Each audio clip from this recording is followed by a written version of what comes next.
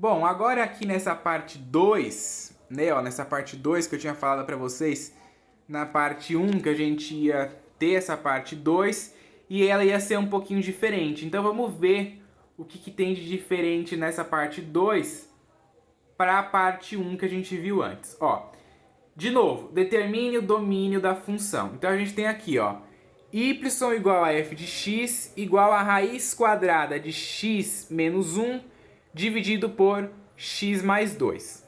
Bom, a primeira coisa que a gente tem que analisar é que essa função está dentro de uma raiz quadrada. Só pelo fato dela estar dentro de uma raiz quadrada, a gente já sabe que o valor que está aqui dentro tem que ser maior que zero. Né? A gente já viu isso, que sempre que a gente vai calcular o domínio de uma função que está dentro de uma raiz quadrada, a gente tem que fazer com que o número que esteja aqui dentro da minha raiz quadrada, nunca seja negativo, tá? Nunca seja negativo. E pelo fato, olha bem, pelo fato de ter uma fração, eu não posso colocar aqui maior ou igual a zero. Se tivesse igual no exemplo anterior aqui, ó, que tinha só a raiz quadrada, a minha condição, ó, é que o valor que está lá dentro fosse maior ou igual a zero. Esse exemplo aqui foi o exemplo da parte 1. Se você não viu o exemplo da parte 1, veja. Quando a gente tem a função que tem a raiz quadrada, só a raiz quadrada, a gente diz que o valor que está aqui dentro tem que ser maior ou igual a zero.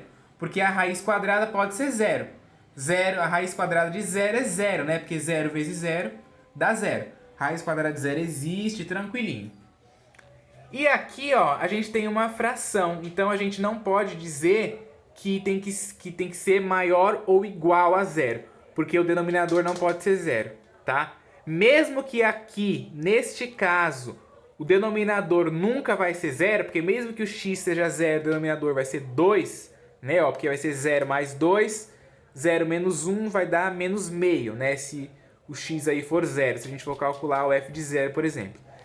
Então, o denominador nunca vai ser zero, mas mesmo assim, a gente tem que colocar a condição certa. Porque poderia estar aqui, por exemplo, você pode calcular aí o domínio de uma função que esteja x menos 1 dividido por x. E aí? Aí você não pode calcular mais o f de zero. Ou se for menos 1 até, né? Quer ver, ó, por exemplo. Vai ficar menos 1 sobre 0. Pra gente calcular o f de 0 aqui, né? Se a nossa função fosse x menos 1 dividido por x. E eu estivesse calculando o f de 0, né, ó. Se eu estivesse calculando o f de 0, ia dar isso aí. Menos 1 dividido por 0, e não pode. Então, por isso que a gente tem que fazer as restrições certas, tá? Então, já coloca direto. X menos 1 dividido por x mais 2 tem que ser maior que 0. Por quê? Está dentro de uma raiz e porque o que está aqui dentro é uma fração. Ok? Espero que tenha ficado claro isso aí. Então, para essa condição aí, a gente tem duas possibilidades também. A primeira possibilidade que a gente tem é que o numerador não negativo e o denominador positivo. Primeira coisa, o que é numerador e o que é denominador? A gente tem uma fração, ó. Eu gosto de explicar essas coisas porque muita gente sabe, mas muita gente não sabe também. A gente tem uma fração, né, ó.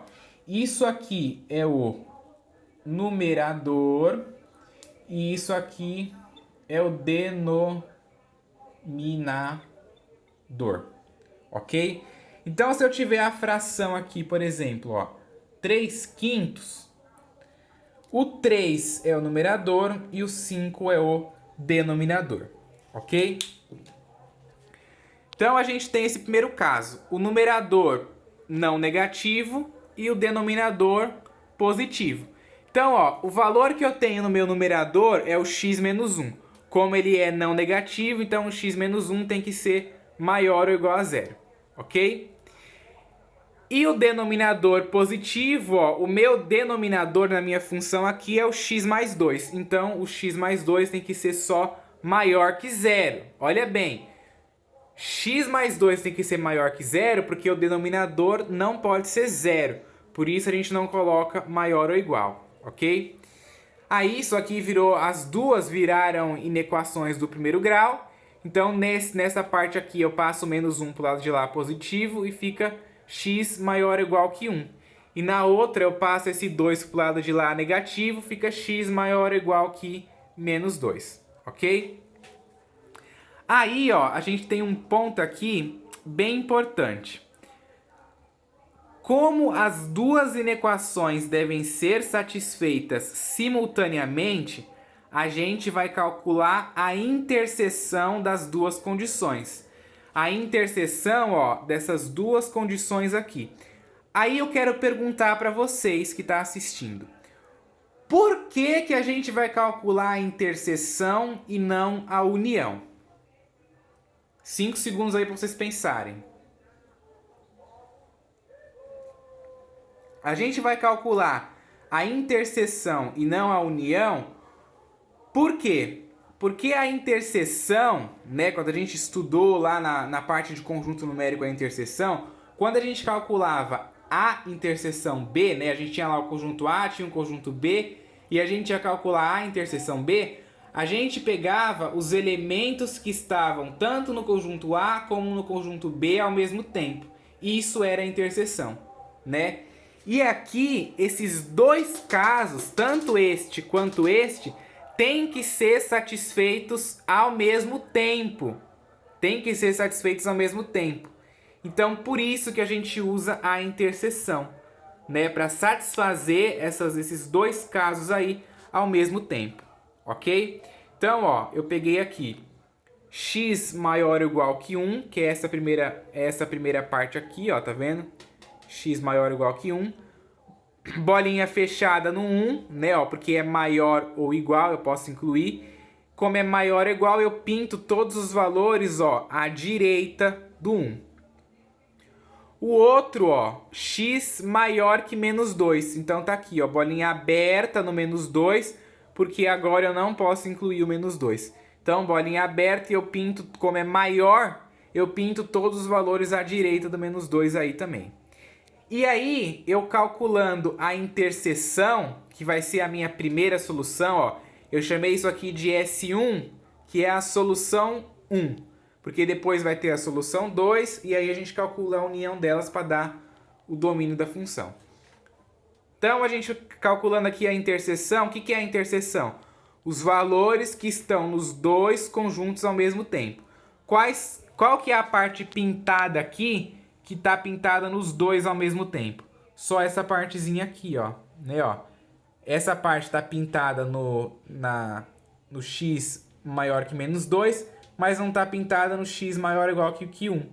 Então, ó, a única parte que está pintada nos dois é essa. Então, a minha primeira solução é bolinha fechada no 1, né, ó, se mantém, e todos os valores que são, né, maiores ou iguais que 1. Logo, a minha primeira solução é isso aí. X maior ou igual que 1. Bom, a segunda possibilidade que a gente tem é essa daqui, ó. Numerador não positivo e denominador negativo. Então, ou seja, os dois serem negativos. Então, ó, o meu numerador é o x menos 1 e o meu denominador é o x mais 2. Aí eu venho aqui e faço a minha condição. X menos 1 tem que ser menor ou igual a 0. Lembrando que o x menos 1 é o meu numerador. Aí isso aqui é uma inequação do primeiro grau. Passo menos 1 para o lado de lá. Fica positivo, então x tem que ser menor ou igual que 1. Do outro lado aqui no meu denominador, ó, como o x mais 2 é o denominador, ele tem que ser só menor que 0. Uma inequação do primeiro grau simples. Passa esse mais 2 para o lado de lá negativo, então x tem que ser menor que menos 2, ok? Então eu já tenho aqui as minhas duas inequações, né, para me jogar ali no varal e eu ver qual que é a segunda solução. Então vamos fazer isso agora, ó. Como as duas inequações devem ser satisfeitas simultaneamente, né? A gente vai realizar a interseção. Porque é na interseção que a gente vê, né, as duas coisas que estão acontecendo ao mesmo tempo. Então, x menor ou igual que 1, localizo o 1 aqui, ó. Localizei o 1 aqui, bolinha fechada no 1, né, porque é menor ou igual, e eu pinto todos os valores à esquerda do 1, porque são valores menores do que ele. Isso aqui também é importante saberem, né, porque às vezes a pessoa vê menor ou igual e vai pintar do outro lado. Ah, tem, sei lá, tem gente que acontece. Então, presta atenção quando estiver fazendo as coisas para não pintar errado, porque pintou errado, dá errado, ok? E a outra, x menor que menos 2. Então tá aqui, ó, x menor que menos 2. Não é menor ou igual, é só menor. Então, bolinha aberta no menos 2. E eu pinto todos os valores à esquerda do menos 2.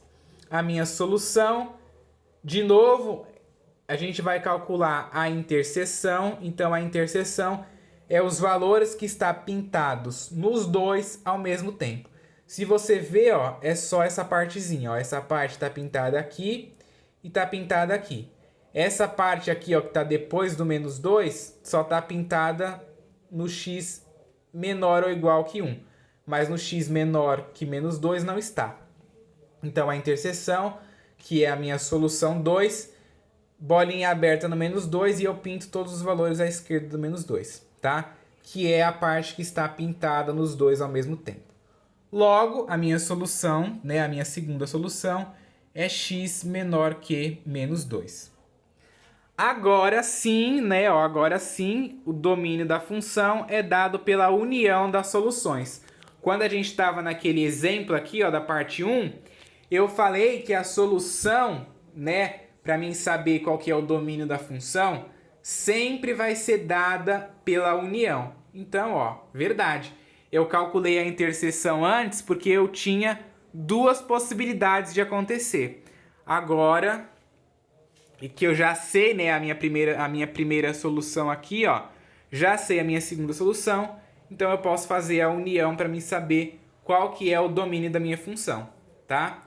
Então, ó, a primeira solução, copiei daqui, ó. Peguei a primeira solução. Peguei a segunda solução daqui, botei aqui também, né? Não mexi em nada. Agora eu calculo a união. Vou fazer a primeira solução unida com a segunda. O que é a união? A união é eu juntar as duas, né? Ó. Então eu pego essa parte que está pintada aqui da segunda solução, junto com essa parte que está pintada da primeira solução e me dá a união. Ó, tá vendo?